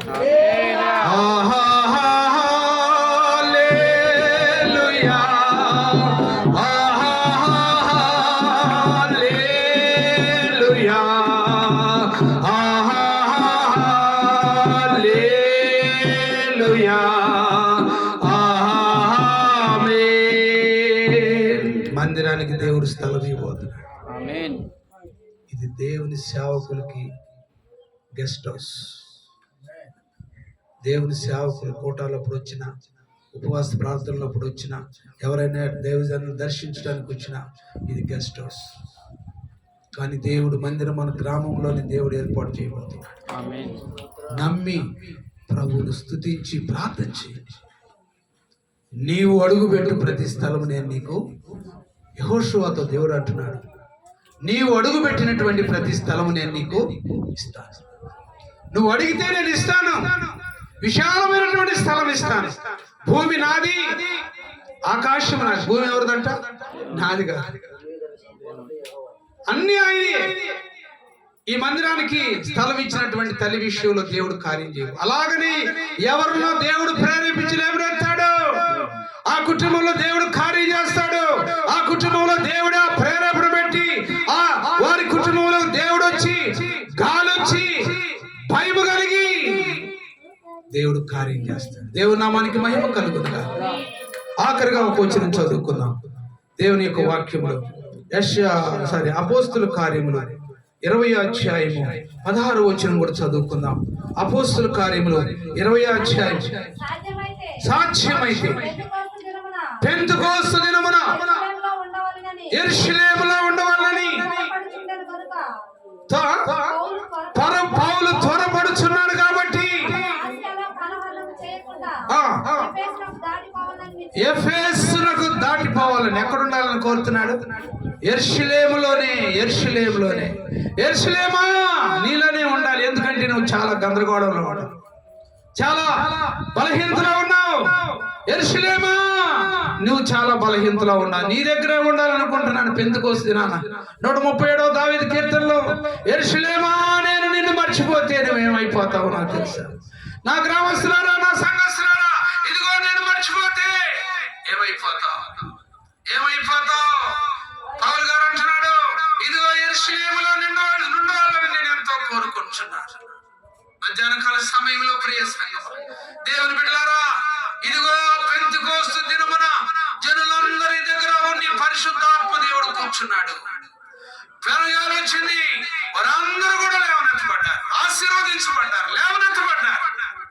అలాంటి కృప మీకు, మీ సంఘానికి, దేవుని సేవకుల కుటుంబానికి, అమ్మగారికి, గ్రామస్తులందరికీ ఈ కూడికలో ఉన్న సంతోషము, అనుభవము దేవుడు మీ అందరికీ దయచేయును గాక. అందరికీ దేవుడు తన కృపను అనుగ్రహించును గాక. ఆగిపోయిన కార్యములు జరిగిపోవును గాక. పెండింగ్ లో ఉన్నటువంటి కార్యాలను దేవుడు సరిచేయును గాక. పెనుగాలి తుఫాను కాదు ప్రియులరా, ఆయన గాలి పంపినటువంటి గాలి, అప్పుడు వేగముగా వీచు బలమైన గాలి వంటి ఒక ధ్వని ఆకాశము నుండి అకస్మాత్తుగా వారు కూర్చున్న ఇల్లంతయు నిండెను. ఇలాంటి అద్భుతాలు దేవుడు మీ మధ్య జరుగును కాక. ప్రార్థన చేసుకుందాం. దయచేసి కళ్ళు మూసుకొని కొద్ది నిమిషాలు ప్రభు సన్నిధిలో గడుపుదాం. ప్రభా, ఈ కార్యాలు మా మధ్య జరిగించండి నాయన. ఈ దాసుని ద్వారా వచ్చిన అభిషేకం ప్రభా, ప్రవచనాలు మాకు నెరవేరాలి ప్రభా. ఎందుకు ఈ ప్రవచనం మా మధ్యకి నిదాసు వినిపించారు ప్రభా? ఇదిగో నాయనా, అలాంటి గాలి మా గ్రామం మీదకు వచ్చి ఆ గ్రామంలో ఉన్నటువంటి ఆ సాములను భూస్వాములను ప్రభా, ఇదిగో ప్రతినిధులను ఆత్మ కలిగించి ప్రభా, ఈ స్థలానికి ప్రభా, ఈ మందిరానికి ఏర్పాటు చేసేటువంటి వ్యవస్థను మీరు మాకు దయచేయండి ప్రభా. ఎవరు కూడా